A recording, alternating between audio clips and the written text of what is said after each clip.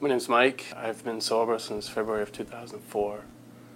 Well, I started using drugs and alcohol when I was 14, but it really started just growing up around alcoholism within the household. You know, it was basically all stemmed from fear.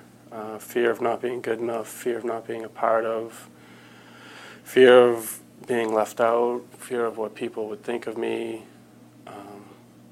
fear of people not thinking of me. The list could go on and on.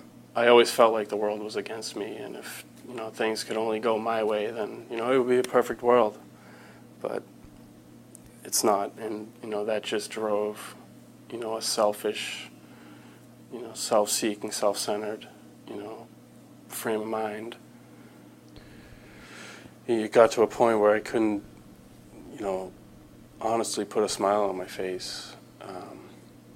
I would, be around people who were happy, who, or just were just normal, or not an addict, or, and I would just, be filled with, like sorrow or, self-pity. Why couldn't I be like them? Or how can they be happy? I just kind of totally lost, what it is. Luckily, I, have a close relative in the program of Alcoholics Anonymous, so I reached out to that person, and, they took me to a meeting that night, actually. I would go like 2 or 3 months of sobriety, and, I would relapse, and I wouldn't tell anybody about it. And I, just assumed that if I got back on my own, that, it would be fine. And the pain from that was just really tough. Just, knowing, or just knowing how good life can be when you're sober, and then, throwing it away is just really painful. First I had to accept the fact that I was powerless over alcohol and drugs. And even just the thought, of that would send me into a relapse. Totally powerless.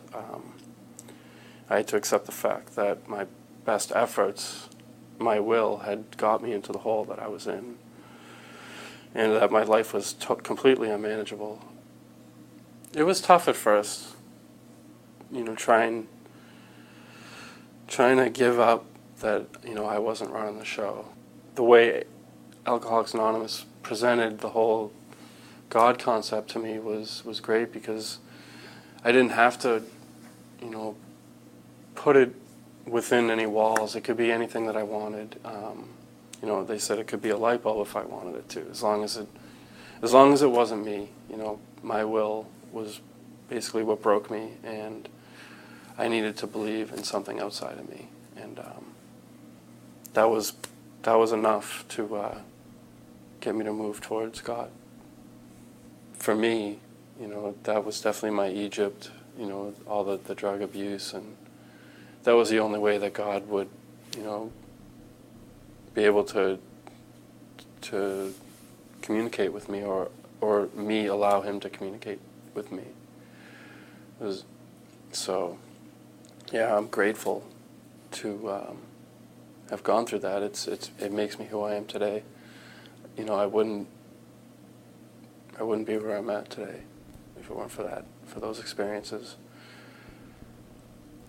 And because of that, everything now in my life is dramatically better.